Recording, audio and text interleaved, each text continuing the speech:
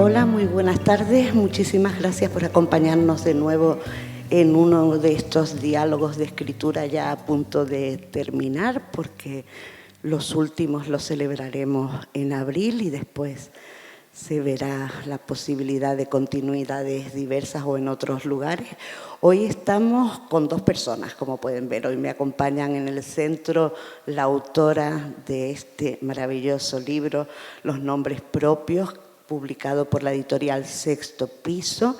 Ella es Marta Jiménez Serrano y ahora hablaremos con ella. Y a su izquierda está mi periodista pelirrojo, que es un señor jovencísimo que apareció un día por la librería a pedir unos libros de esos buenos, buenísimos que casi nadie pide y que nos sorprendió muchísimo a mi hermana y a mí, y por supuesto estuvimos investigándolo, no en las redes, sino haciéndole allí directamente un interrogatorio de esos de los que solo pueden hacer las abuelas y solo a veces.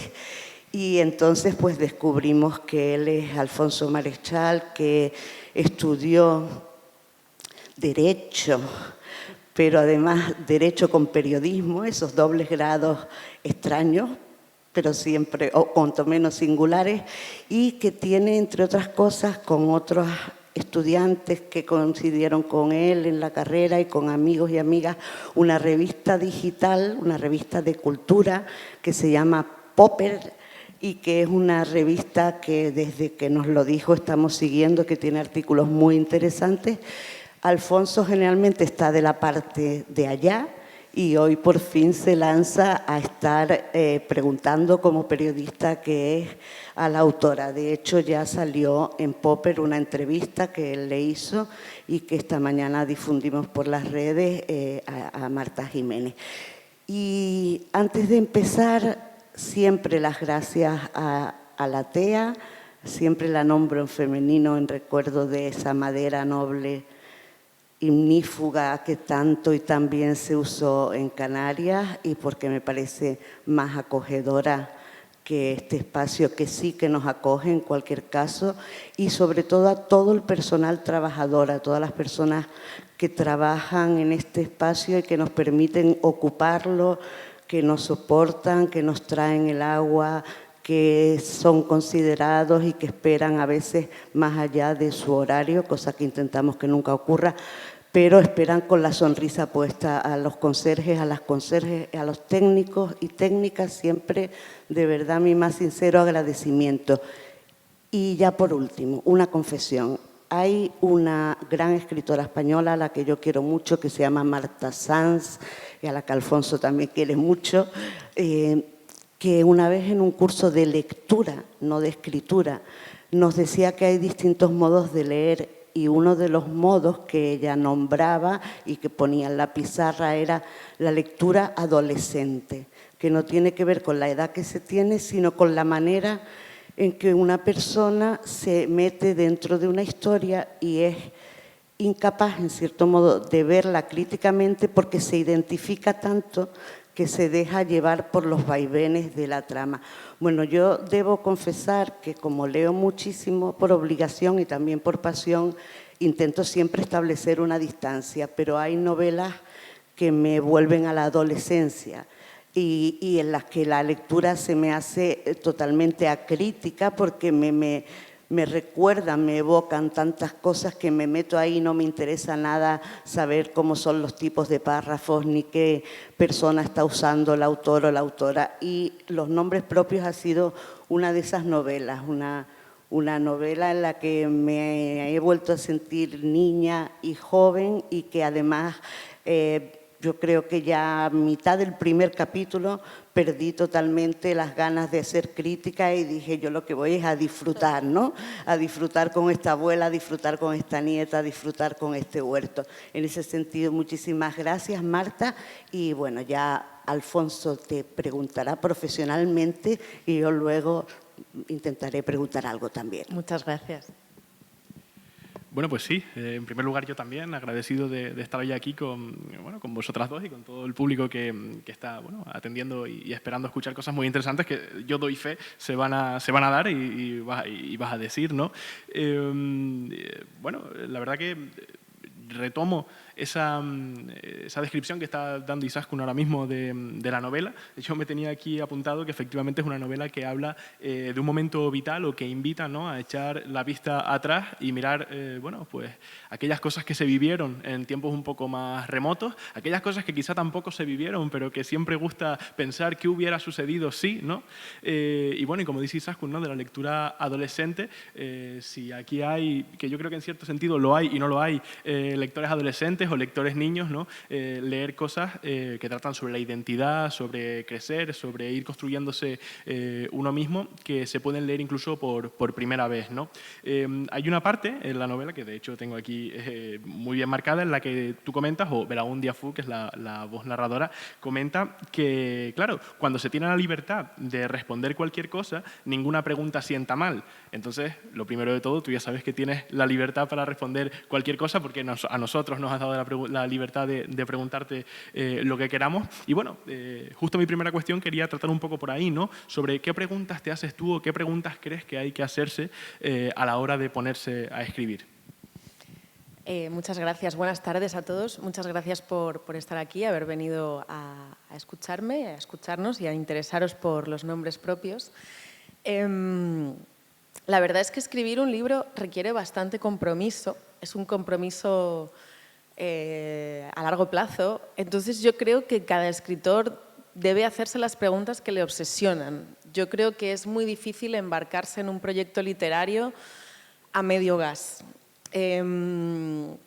Entonces, creo que para cada uno serán unas, ¿no?, pero creo que es importante cuando uno empieza a escribir una novela o un libro de relatos o un poemario que necesariamente han de tener un tema, una continuidad, un hilo. Creo que lo más importante es que verdaderamente sea bueno, una obsesión con la que uno se vea capaz de comprometerse durante algunos años, ¿no?, porque los libros se escriben durante varios años. Y creo también que eso se nota, ¿no?, porque si uno se pone a escribir sobre lo que le obsesiona, normalmente esto está vinculado a lo que le apasiona, en un sentido muy literal, no en el sentido de gustar, sino en el sentido de mover las pasiones. Y creo que eso también todos cuando leemos un libro nos damos cuenta, ¿no?, si respira ese compromiso del autor con el tema o no. Bueno, primero, ¿qué te obsesiona a ti? Sería la pregunta natural que me sale por no terminar o por terminar de redondear efectivamente esa primera cuestión, o qué has volcado precisamente, ¿no?, en los nombres propios para quien no lo conozca, pues bueno, se pueda llevar a modo de titular o de pequeña, bueno, intervención esas obsesiones que tú has tratado de recoger precisamente en la novela. Bueno, yo creo que hay temas de los nombres propios que me seguirán interesando, pero creo que la configuración de la identidad es casi el tema principal de la novela, que efectivamente me parece una pregunta complejísima, pero también las relaciones familiares, la soledad, el lenguaje, el uso del lenguaje y la comunicación humana. Yo creo que irían por ahí mis obsesiones principales en literatura. También hay, evidentemente, una parte muy importante, ¿no?, en esa conformación de la identidad, que es, bueno, el tránsito o la vivencia o la experiencia de la protagonista o del paso de la protagonista por la infancia, ¿no? Tú decías que, bueno, que precisamente, y hablaremos ahora de esto, usabas la segunda persona porque la primera persona no te terminaba de llamar la atención. Sin embargo, el personaje principal, uno de ellos se llama Marta, como tú. Y bueno, con esto quería preguntarte, teniendo en cuenta que te habrás distanciado un poco de tu propia infancia para ficcionarla de ciertos sentidos, ¿en qué crees que se parecen y se distinguen todas las infancias entre sí? Qué difícil. Se parecen seguramente en algo que queda retratado en la novela, que es que el niño va descubriendo el mundo, ¿no? Creo que cada niño es distinto. Creo que tenemos la tendencia a hablar de los niños, ¿no?, como una masa de gente común. Esta cosa, puedo entender que haya gente que se lo pase mejor con la infancia y gente, pero esta cosa de te gustan los niños, ¿no? Bueno, pues unos me caen bien y otros me caen mal, ¿no? Entonces, Creo que cada niño es distinto, pero supongo que lo que tienen en común todas las infancias es el descubrimiento del mundo, ¿no? En el libro se habla de cómo esta niña va descubriendo las palabras, literalmente va aprendiendo las palabras para nombrar las cosas, y es así, ¿no? Todos hemos ido aprendiendo progresivamente las palabras, todos nos hemos sorprendido de cosas que luego damos por hecho, todos nos hemos... y supongo que el final de la infancia también es común, ¿no? Todos nos hemos frustrado, decepcionado o golpeado cuando hemos salido de esos años de infancia, ¿no? Hayan sido buenos o malos, cuando uno comprende la responsabilidad que requiere la vida adulta, pues yo creo que también quizá ese final es común. Pero luego sí que creo que cada infancia y cada niño es de una manera. Comienza justo la novela citando a Virginia Woolf con una frase que dice literalmente así, ¿no? Huelga decir que lo que estoy a punto de describir no tiene existencia real. Yo, el yo como, ¿no? como sujeto, no es más que un término útil para referirse a alguien que no existe. Justo Isaac nombraba a Marta Sanz hace un ratito y ella empieza justo la lección de anatomía cogiendo una cita que tiene justo que ver lo contrario a esta, ¿no? Y te la pongo un poco en contraposición, que es de Christopher Donner en Contra la imaginación, que dice que algo así como no decir yo es algo traicionero, ¿no? Que implica traicionar el vínculo que se tiene con los personajes y un poco negar las raíces, ¿no? Que se tiene, bueno, negar las raíces de lo que se está contando.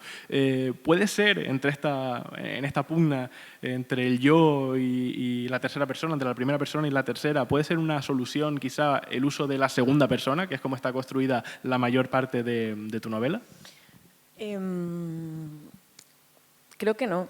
Creo que la novela está construida en gran parte en segunda persona, porque, bueno, no sé, seguro que hay gente que no la ha leído. La narradora de esta novela es Belaúndia Fu, que es la amiga invisible de Marta, que es la protagonista. Entonces, Belaúndia Fu le habla directamente a Marta y cuando uno lee el libro, bueno, Belaúndia Fu le habla al lector, ¿no? Directamente en segunda persona.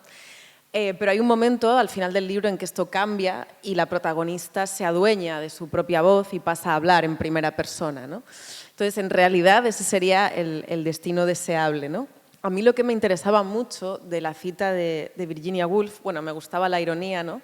Lo de todo lo que viene es mentira, ¿no? Que es como... Pero sobre todo me interesaba el hecho de que precisamente creo que la novela explora el tema de la identidad y me gustaba mucho lo de que yo es un término útil. Me gustaba mucho el adjetivo útil. Es útil, es útil. Yo tengo que decir yo para referirme a mí mismo, pero al mismo tiempo nunca va a ser un término completo. De hecho, el hecho de que sea el mismo término yo para todos los yoes de esta sala, ¿no? Evidentemente no es un término específico ni un término completo, pero es útil y me interesaba mucho esa utilidad del yo, ¿no? Justo, efectivamente, se hace un juego, ¿no? Lo que comentas tú de que, bueno, lo has comentado, de que todo lo que viene a partir de la cita de Virginia Woolf es mentira o no existe, ¿no? Una parte podría ser, efectivamente, Belaúndia Fu, ¿no? Esa personaje que empieza como amiga imaginaria y luego termina convirtiéndose en una especie de voz de la conciencia.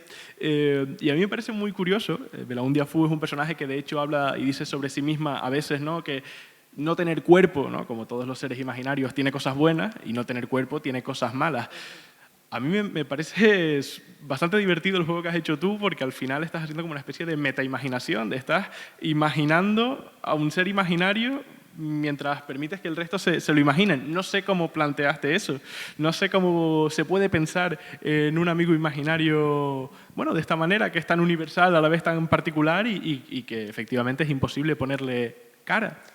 En realidad, fue difícil dar con la idea de que el narrador de esta novela fuera la amiga invisible de la protagonista, pero por otro lado, cuando se me ocurrió, me resultó tremendamente evidente. Un narrador, el narrador de cualquier novela, es un amigo invisible.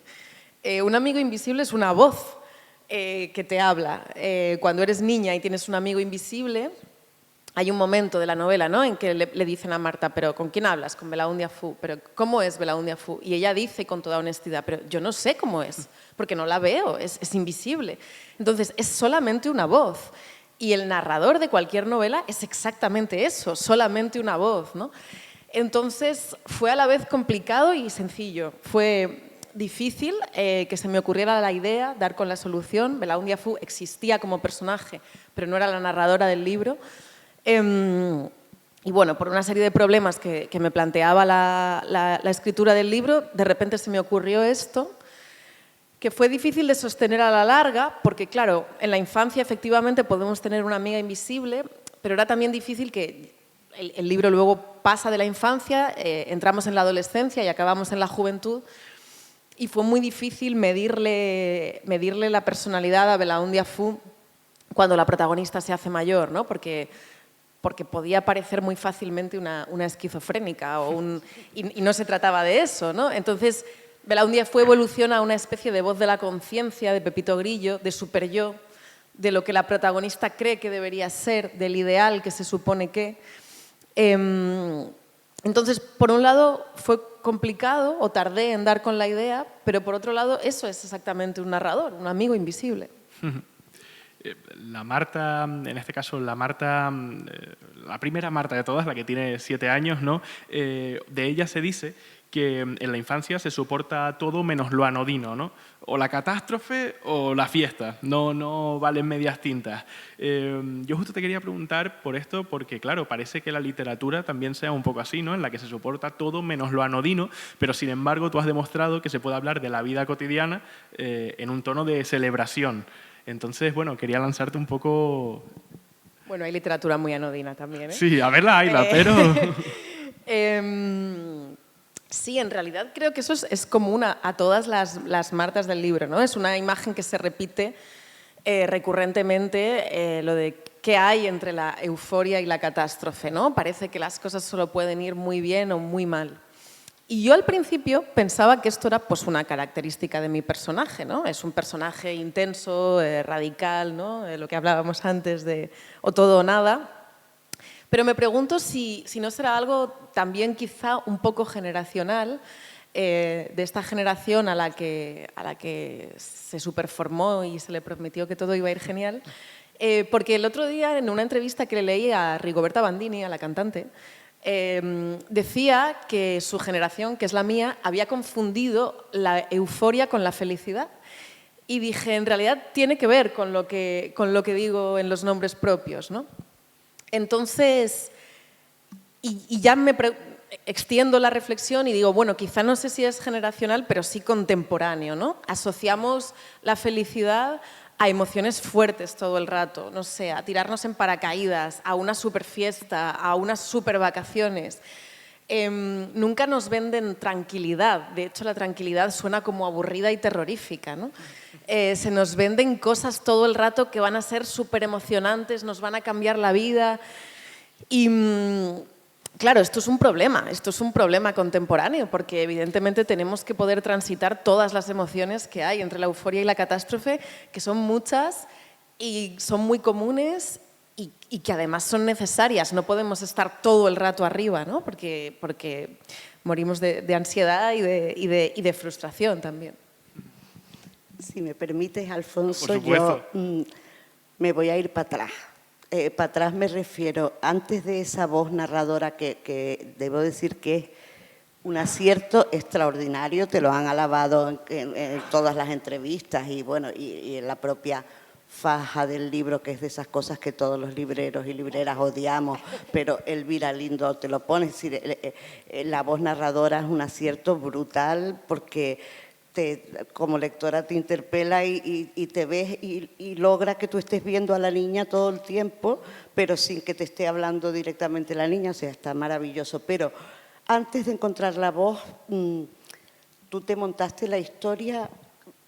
¿Por qué? Quiero decir, porque eres escritora y querías escribir, pero te planteaste, quiero escribir sobre la infancia, quiero escribir sobre mi infancia o la infancia de una generación y el paso a la edad universitaria, bueno, y al bachillerato, etcétera, o como decía aquí algunos autores que hemos entrevistado, de pronto viste una imagen y dijiste, quiero escribir sobre... O sea, ¿cómo te brotó el germen de la idea?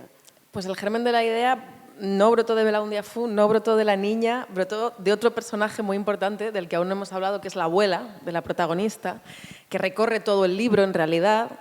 Segundo spoiler del día, pero da igual porque es un libro en el que los spoilers dan igual.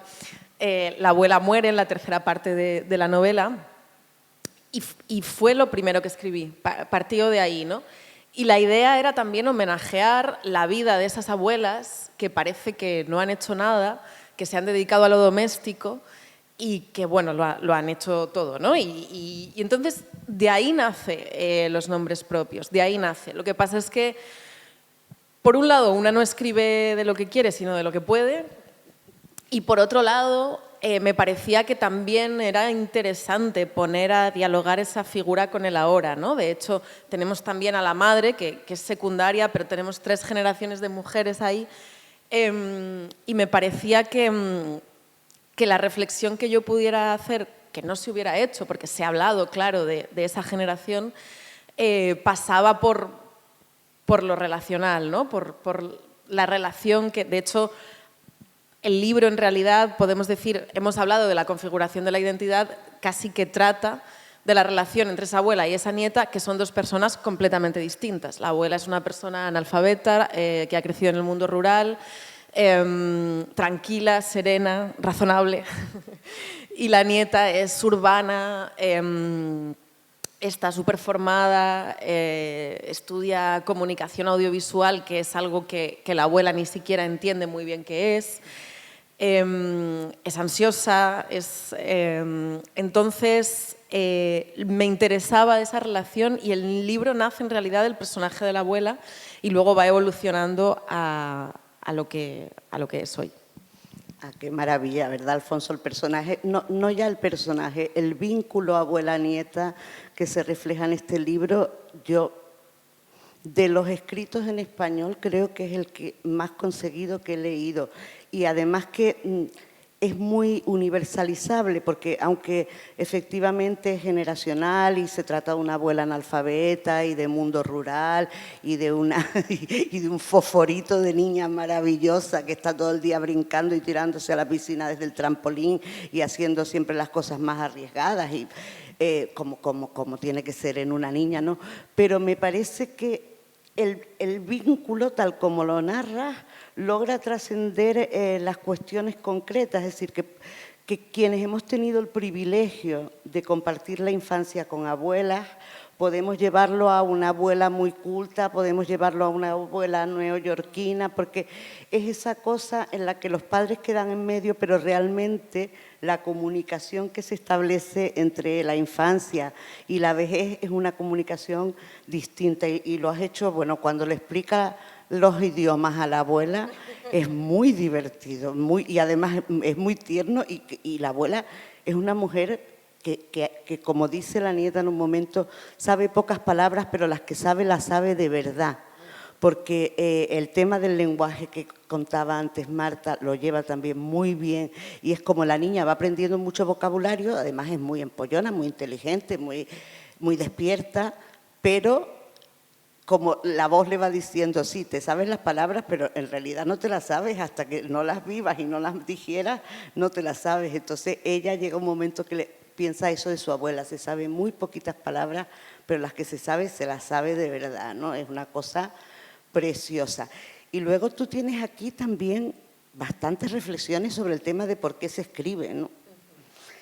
¿Y por qué se escribe, Marta? Es una pulsión así inevitable, desde pequeña, como es el caso aquí, una se está viendo escribiendo o piensa que escribir...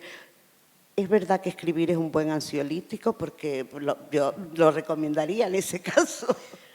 Ojalá. Sí, para mí sí es una necesidad, para mí sí es algo que he hecho siempre. Más que escribir sea el ansiolítico, es que si no escribo me da ansiedad.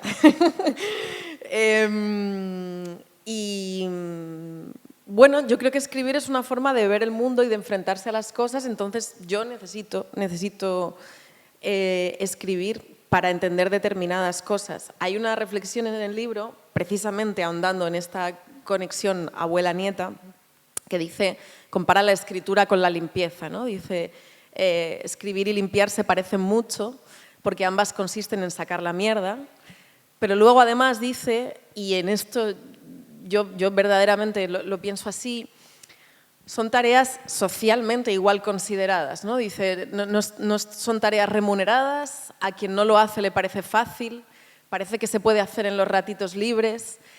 ¿Y por qué lo haces? Pues para hacer el mundo más habitable, ¿no? Lo haces porque tienes que hacerlo. Nadie te lo está pidiendo, nadie al final del día te va a decir, pero hay que hacerlo, ¿no? No se sabe bien por qué. Bueno, yo quería vincular dos cosas que ya hemos comentado. La primera de ellas es efectivamente, ¿no?, esa relación que se tiene con la abuela. Se han dicho muchas cosas de las que tú escribes que son fantásticas, pero yo me he quedado con una en concreto que, bueno, claro, es cuando Marta, ¿no?, la nieta, decía que a ella lo que le gustaba o lo que hacía era convertir precisamente su historia en novedad, ¿no? La historia de la abuela en algo, bueno, lo ya vivido, ¿no?, en algo nuevo, en algo novedoso.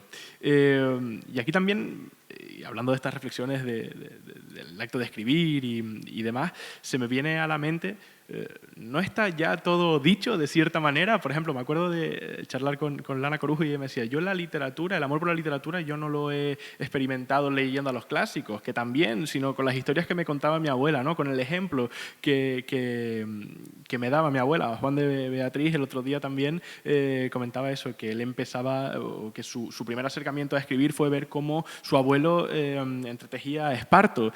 Entonces, pues bueno, esas cosas que a lo mejor a veces vemos como anacrónicas o, como decías tú ahora, ¿no?, escribir y limpiar, que no se le encuentran sentido, no encierran quizás más lecciones que pues quizá un estudio, un ensayo erudito. Hay un escritor francés, André Gide, que dice que todo está ya escrito, pero como nadie escucha, hay que volver a escribirlo otra vez, ¿no? Sí, claro que está todo escrito.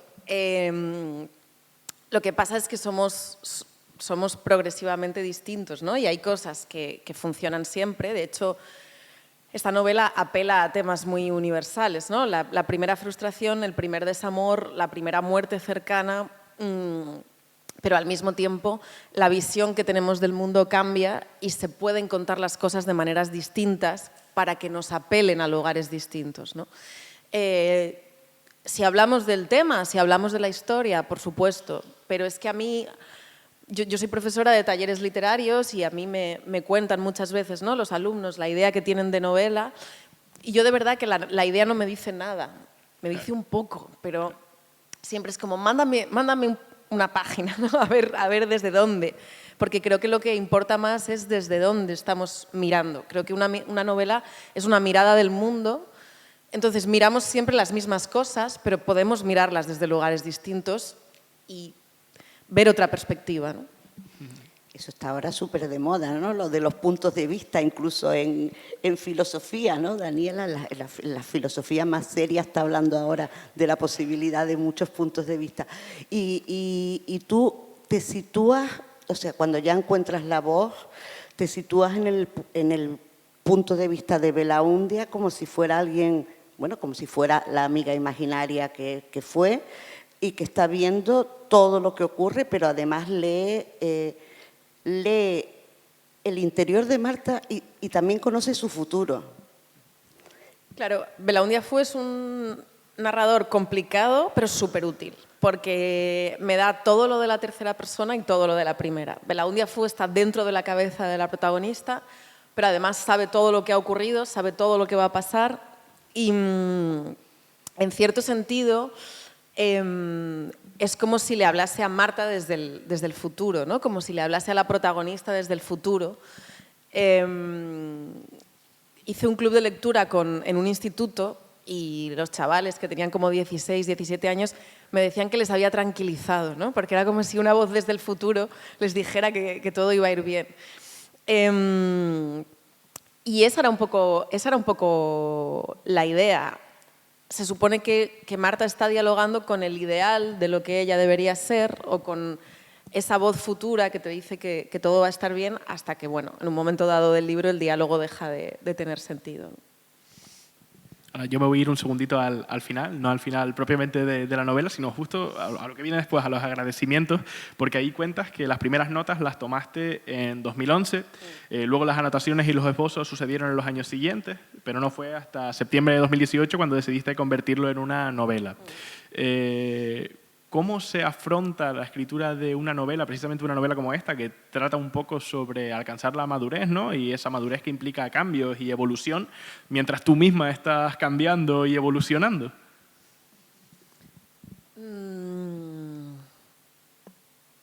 Es que la escritura de la novela la abordas desde un punto estático, o sea, la abordas desde un punto abierto, y pueden pasar muchas cosas y la novela puede cambiar de forma y de idea muchas veces, pero sí estás desde un punto de vista concreto, ¿no? Esto que digo de que la novela es un punto de vista, pues sí que estás ahí. Por eso pasa a veces que de repente ya un escritor no se siente identificado con una novela, o a veces yo he tenido la sensación con determinados proyectos de esto lo tengo que terminar ya. Y lo tengo que terminar ya no por nada, no por un elemento externo, sino porque siento que ya me estoy alejando de ese estado de ánimo desde el que estoy escribiendo, ¿no? Entonces, cuando te pones a escribir, te pones a crear un mundo desde un lugar y no te puedes mover mucho de ahí, porque entonces te vas a otro libro, ¿no? O te vas a otro lugar. Entonces, bueno, claro, una está cambiando siempre, pero para escribir se mete en el mundo de la novela y eso no se toca. Y lo que venga, claro. Después, claro, la novela está dividida, la vida de Marta, ¿no?, transcurre en distintas etapas, en las que van pasando diferentes años, diferentes periodos. Esto me recuerda a una novela que escribió la periodista Mara Torres, se llama Los días felices, en la que ella sostenía que la vida de una persona se puede comprender perfectamente si uno se fija concreta y únicamente en el día de su cumpleaños cada 5 años, ¿no? Sabemos, bueno, la vida parece algo secuencial, pero efectivamente tiene sus hitos o sus puntos concretos, ¿no? Y bueno, quería preguntarte un poco sobre esto. Tú has escrito no de una forma lineal que empieza un día y termina otro, o sea, evidentemente ocurre eso, pero que hay elipsis, ¿no? Hay parones, pero se ve una vida y se ve una transición muy coherente. No hace falta que te la cuenten, pues, que te cuenten la vida de la Marta, personaje desde las 8 de la mañana hasta las 8 de la noche, de 5 años después, sino que vas saltando. ¿Qué opinas de esto? ¿Qué opinas de contar las cosas, pues, de esta manera? Claro, es una reflexión interesante. Yo voy más allá, ¿no? Los hitos muchas veces no son el día de tu cumpleaños, ni el día de Nochevieja, ni el día... El de Reyes sí. El de Reyes ahí sí. coincido. El de Reyes, que tiene un papel fundamental, esa noche es un ciclo siempre para toda la vida. Es que si tenemos que hablar de crecer, tenemos que hablar de los Reyes Magos, ¿no? Pero claro, lo que me interesa aquí es justamente relacionar las cosas que nos pasan, que tienen relación, que no nos pasan de manera ordenada. Te caes del columpio con 7 años y cuando con 15 años te engaña tu novio, sientes la misma hostia que cuando te caíste del columpio con 7 años. Y cuando con 22 se muere tu abuela, sientes el mismo vértigo que cuando te caíste del columpio, ¿no? Entonces, lo que me interesa es que en realidad la vida, que tendemos a plantearla como una cosa lineal, es más una red de relaciones, de cosas que se relacionan y son esas relaciones las que me interesaba plantear. Entonces, por un lado, sí, está esa misma idea, pero por otro lado está la idea de que en lo cotidiano es en donde nos vamos configurando, ¿no? En el que papá llegue tarde todas las noches y en el que mamá nos regañe todas las tardes, es donde se va configurando todo, en realidad, y no necesariamente en los grandes momentos, ¿no? En los presuntos grandes momentos. Claro, en este sentido, lo que decía Alfonso antes, y es algo que muchas escritoras reivindican lo cotidiano no tiene por qué ser anodino. Es decir, el contar estas cosas de que el papá es médico y llega todas las noches tarde y cansado y le da un piquito que no sabemos que a mamá, y que mamá es súper paciente y que antes trabajaba pero que luego no es estar contando algo anodino, porque realmente ahí está mucho de la vida, ¿no? Claro, yo creo que, bueno, esto si analizamos la historia de la literatura está ahí, ¿no? La literatura ha pasado de la épica a lo cotidiano. Y es un reto y es difícil. O sea, a mí lo que más me ha costado de esta novela es entender que el tema que yo tenía entre manos era un tema literario. Era legitimar el tema que yo tenía entre manos, ¿no? Porque, bueno, de las gestas clásicas hemos pasado un poco a la novela de Culebrón, pero en la que pasan muchas cosas, en la que hay muchas aventuras, ¿no? Y luego incluso hemos llegado a la novela psicológica e intimista, pero también parece que hay que ser Dostoyevsky y tienes que acabar de asesinar a una vieja para entrar en 700 páginas sobre la culpa, ¿no? Ahí sí que Marta debería ser bipolar como mínimo. Claro. Entonces, contar lo cotidiano es difícil y es un tema que en realidad es reciente literariamente. Yo lo relaciono mucho, es reciente literariamente en narrativa, porque en realidad tiene, yo creo, muchísima relación con la poesía. La poesía ya hablaba de estas cosas, Safo ya hablaba de estas cosas, Catulo también, Dante hablaba de estas cosas. Entonces yo creo que viene de ahí, pero que son temas que ha costado que lleguen a la narrativa. Y es verdad que en cierto modo es más difícil darles una trama, ¿no? A mí sí me importaba, hay libros más fragmentarios, a mí sí me importaba darle una estructura al libro y darle un empaque, un narrador sólido, pero es verdad que llevar estos temas a la narrativa pues tiene ese reto, ¿no? Hay otros temas que tienen otros retos y este pues es reciente y hay que darle todavía el empaque necesario para que constituya una novela, yo creo. Yo como última pregunta mía, que luego sé que Izaskun va a saber redondear fantásticamente, porque encima sobre lo que te quiero preguntar ahora es un poco sobre la escritura, sobre tu mecánica de escritura, sobre el acto de escribir. Estábamos hablando antes de cuestiones generacionales. Tú tratas dentro de la novela el tiempo, ¿no? Hablas de la ansiedad como esa sensación de no tener tiempo o de querer vivir precisamente en un tiempo futuro que parece que no llega. Y sobre el tiempo, dices también, que es sobre lo que te quiero preguntar ahora, que no tener tiempo es una frase que se dice cuando no tienes fuerzas o cuando no se tiene voluntad. Hoy por hoy, ¿quién tiene tiempo? Y sobre todo, siendo conscientes de que no nos sobra el tiempo, ¿no? Por las dinámicas en las que estamos inmersos, ¿cómo se puede afrontar la escritura teniendo en cuenta esta dificultad? Bueno, yo escribí los nombres propios sentada en la mesa de la oficina de mi anterior trabajo. Así se soluciona la falta de tiempo. Yo trabajaba frente a un ordenador y en las horas del trabajo siempre tenía un Word abierto al lado o emails, me enviaba las cosas al mail para que no quedaran en el ordenador del trabajo y así se escribió los nombres propios. Estaba por pedir vacaciones porque así se escribió los nombres propios, yo tenía ya la novela escrita y necesitaba días para leerla de seguido. Llega un momento en que hace falta una panorámica de la novela. Y estaba pensándome muy mucho si pedirme días de vacaciones porque, joder, eran mis días de vacaciones y era sacrificar luego el verano y llegó el confinamiento.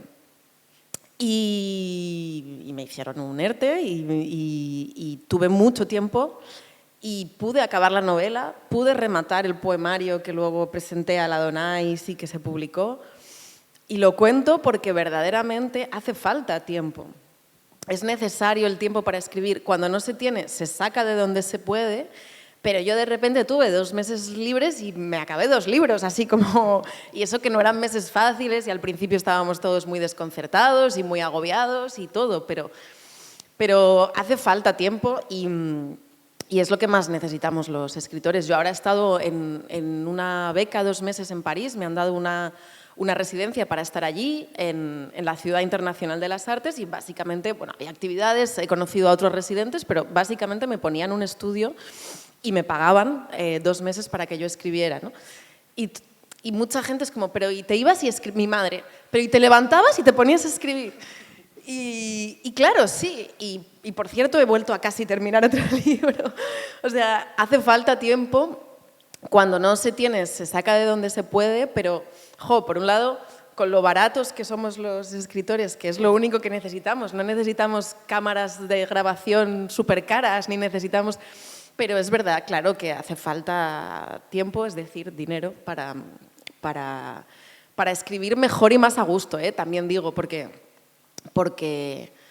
yo escribí los nombres propios en el trabajo y era un rollo, o sea, no, es verdad. Luego el domingo recuperaba lo que no había hecho en el trabajo, estás siempre escribiendo, mirando con el rabillo del ojo por si pasa tu jefe por detrás. O sea, no era grato, era como muy necesario. Y también lo que pasa con la escritura y en lo referente a los tiempos y a los procesos de escritura es que verdaderamente, al menos en mi caso, el trabajo artístico tiene unos picos que uno no controla.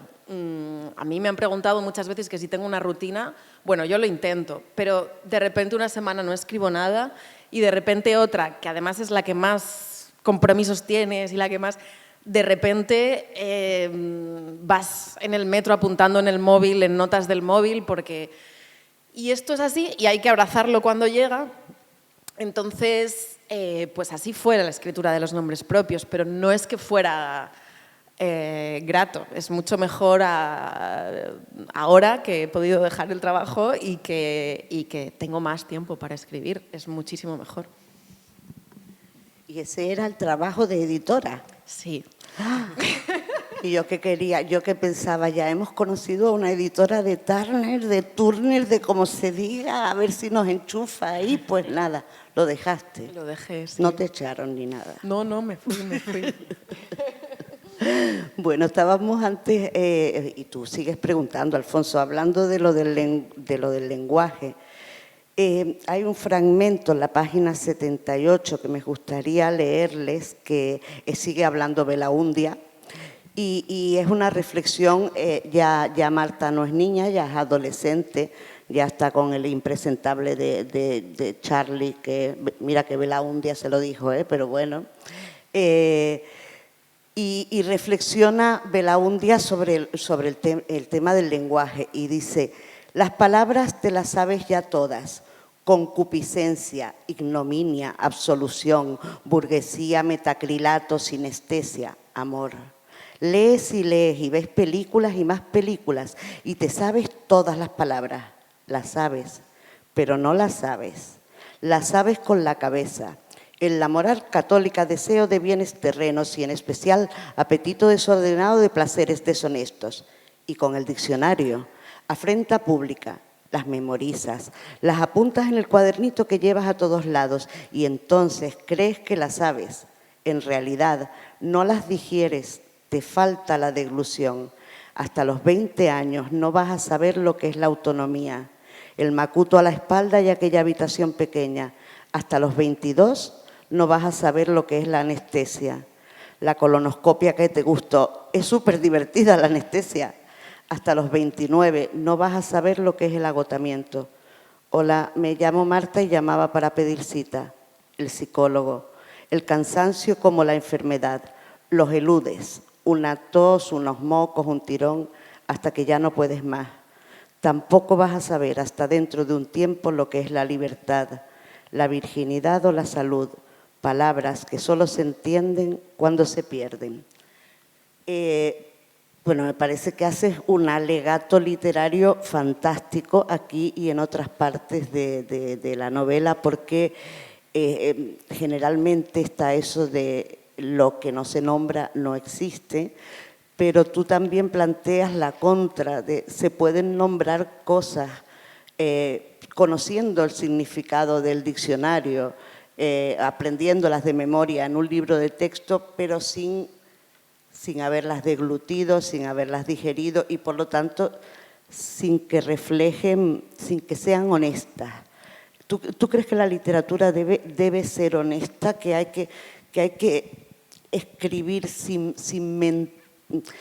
no sin ficcionar, sino sin hacerle fraude a quien lee, ¿no? Sí, sin duda. Yo creo que esas dos visiones son complementarias, ¿no? O sea, lo que no se nombra no existe por un lado, pero efectivamente tampoco se trata de nombrar a lo loco, ¿no? o de nombrar a la ligera, porque además eso puede llegar a ser muy contraproducente, ¿no? Por decir que hay igualdad, no hay igualdad. Pero si asumimos que por decir que hay igualdad, pues entonces estamos jugando con unas cartas muy peligrosas. Y yo creo que sí, claro, la labor de la literatura es nombrar bien, es nombrar, darles a las cosas los nombres que les son propios, ¿no? Que de ahí el título también de la novela. Efectivamente, quería preguntarte por ese título, Marta. ¿Surge en qué momento del proceso de escritura y por qué? Porque tiene doble juego, como mínimo también el título, ¿no? El título aparece 4 días antes de mandar el libro a imprenta. Yo moví la novela con un título provisional que a mí misma no me gustaba y cuando ya la íbamos a publicar no se nos ocurría título. Los que le gustaban a mi editor no me gustaban a mí, los que me gustaban a mí no le gustaban a mi editor.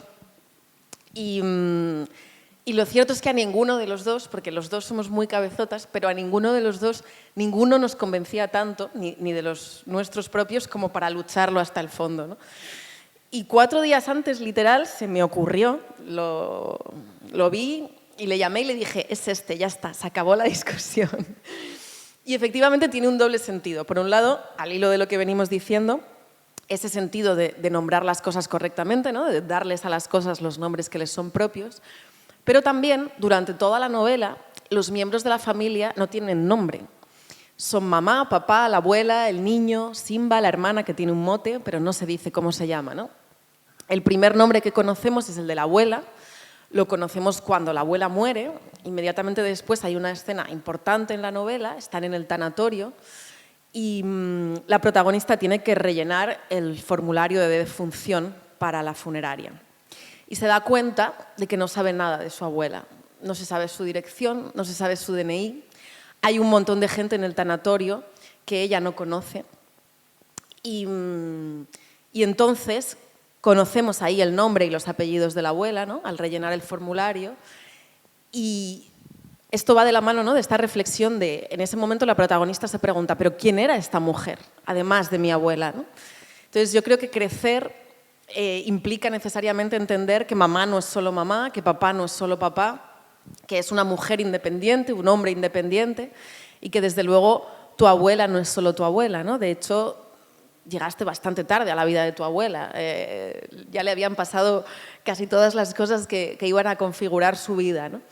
Y entonces, al final de la novela, cuando cambiamos de narrador, ya sí sabemos los nombres propios de los miembros de la familia, porque ya nuestra protagonista ha entendido, ¿no? Que no solo son en relación a ella, en relación a la estructura familiar, sino que son personas independientes con su vida propia. Entonces, de ahí también los nombres propios, ¿no? Literalmente.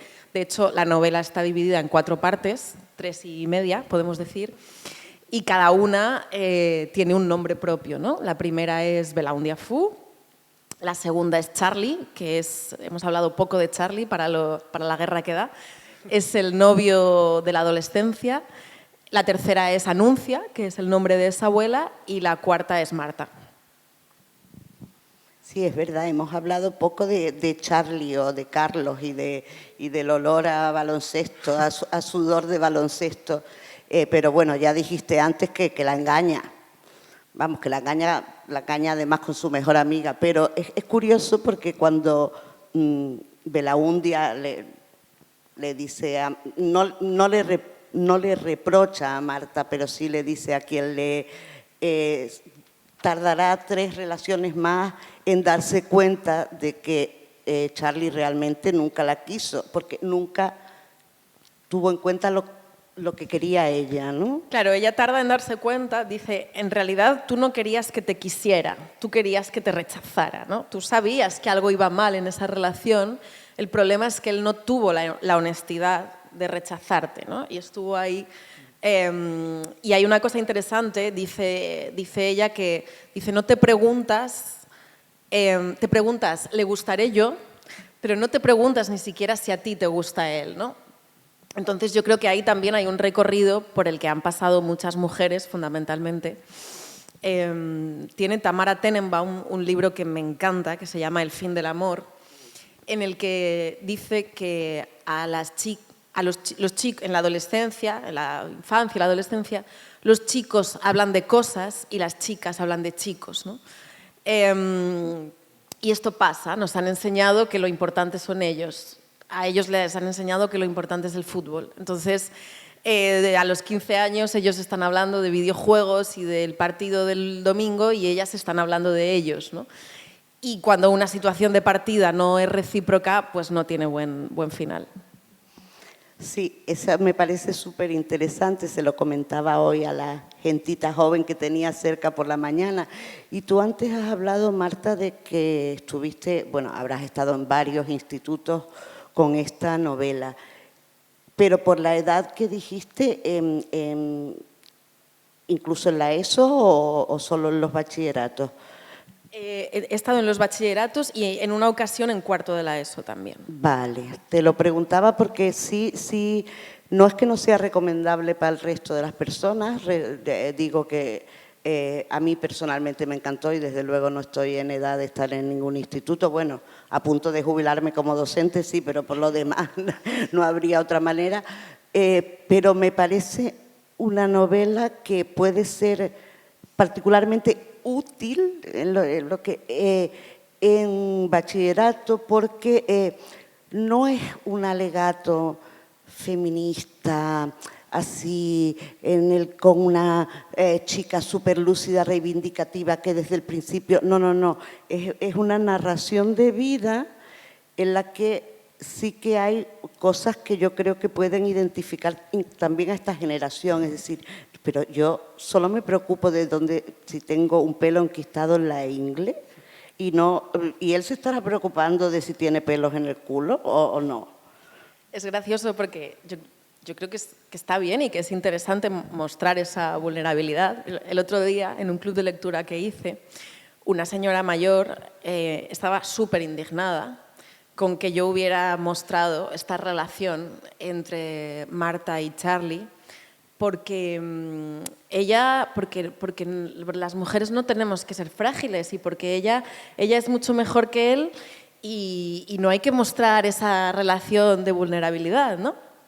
Y yo creo que era un enfado tierno, estuvimos ahí hablándolo, pero yo creo que es necesario y sobre todo porque es que es así, o sea, ojalá, volvemos a lo de nombrar bien, ¿no?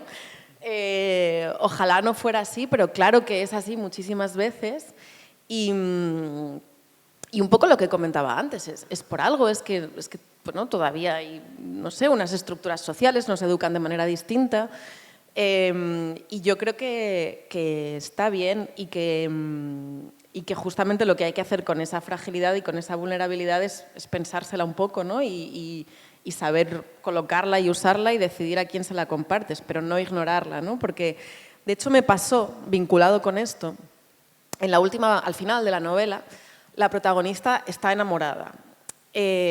No está viviendo con un amigo, se va de vacaciones con su familia, pero tiene ahí un novio, podemos decir.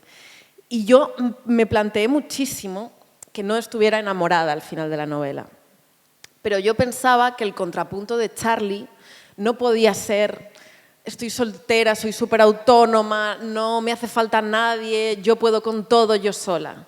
Por supuesto es maravilloso y estupendo y no hay ningún problema en estar soltera, pero me interesaba también mostrar que sí necesitamos los afectos, ¿no? Lo que pasa es que igual hay que pensarlos de otra manera, pero claro que pueden estar ahí si nos relacionamos de manera distinta, ¿no?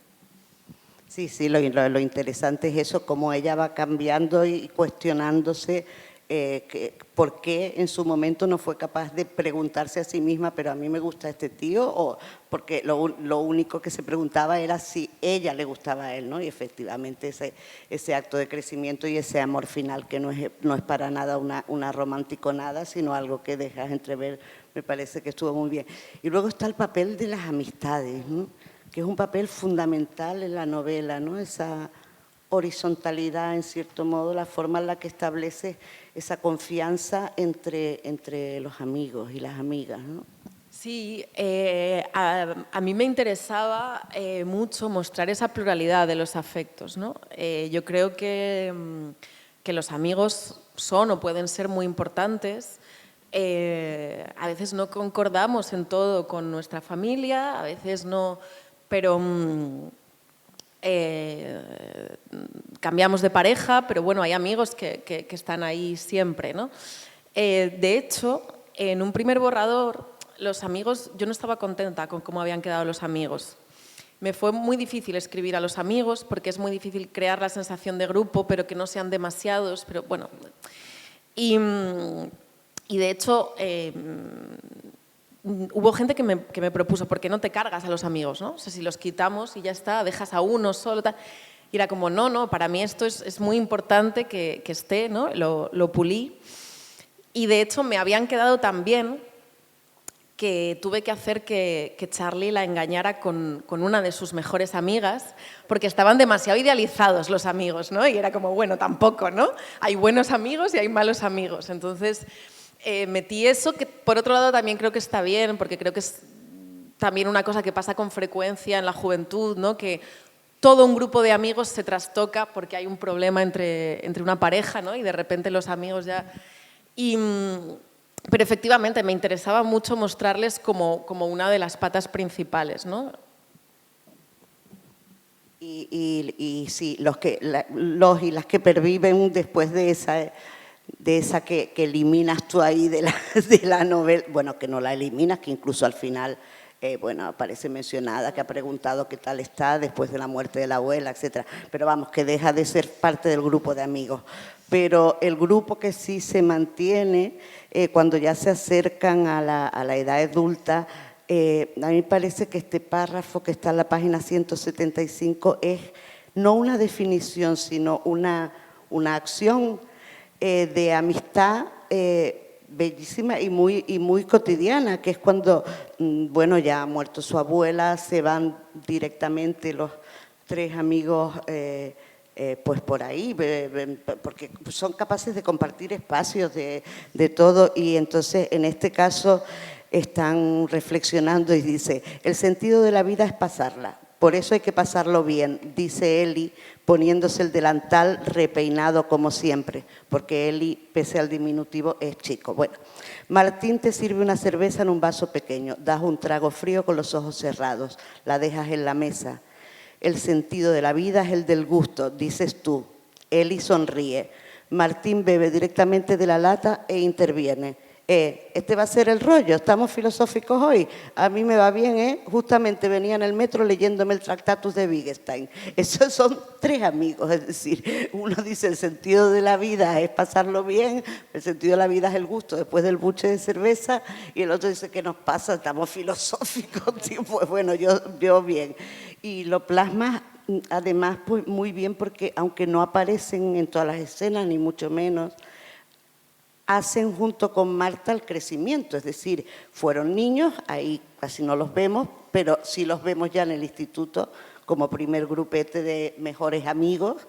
Vemos después cómo hay conflictos y algunos, y vemos también cómo entran en la juventud, ya en esa juventud con cierto nivel de autonomía. Claro, también me interesaba que en la juventud siguen siendo amigos, pero bueno, ella y su amiga se parecen muy poco, de repente, ¿no? Con otro de los amigos vive y el otro está muy lejos, ¿no? Y estas cosas también pasan, ¿no? Porque también me daba miedo el rollo Friends, que no existe, de ahora todos somos súper felices y vivimos juntos, ¿no? Y me interesaba mostrar efectivamente cómo va cambiando, ¿no? Cuando eres niño, pues los amigos los ves en el cole, en el barrio, en el parque, pero claro, no tenéis una relación autónoma, depende de que te lleven a verlos, ¿no? En la adolescencia hay una relación súper intensa, son lo más importante, tus padres son imbéciles y tus amigos son los únicos que te comprenden. Y quería mostrar también, ¿no?, el tránsito a la vida adulta en el que si las cosas salen bien, pues pueden seguir siendo tus amigos, pero una vez más sin idealización, ¿no?, con la vida que se mete de por medio. Bueno, pues yo creo que es el momento de que si alguien quiere preguntar, lo haga ahora o calle para siempre, pero estaría muy bien que preguntaran. Y bueno, como yo ya lo dejo aquí, solo le vuelvo a dar las gracias a todo el personal, por supuesto a Marta, a quienes tengan amigos o amigas docentes que se acerquen a la novela porque de verdad merece la pena, y las gracias a Alfonso porque ha entrevistado a, creo que el 100% de los autores y autoras que hemos traído y porque hoy se ha lanzado al ruedo. Marta, muchísimas gracias. Muchísimas gracias a vosotros. Hay algo que no hemos dicho ni Alfonso ni yo, pero que yo creo que se le nota. Es su primera novela, pero ella viene de la poesía y tiene hasta una letra de Jorge Drexler aquí de la señorita, así que, y da de hecho talleres de poesía, quiero decir que es su primera novela, pero tiene un bagaje detrás en lo que es la literatura, ¿no? Muchas gracias a Librería de Mujeres por organizar el encuentro y a TEA por acogernos a todos, a Alfonso por acompañarme y muchísimas gracias a todos por venir.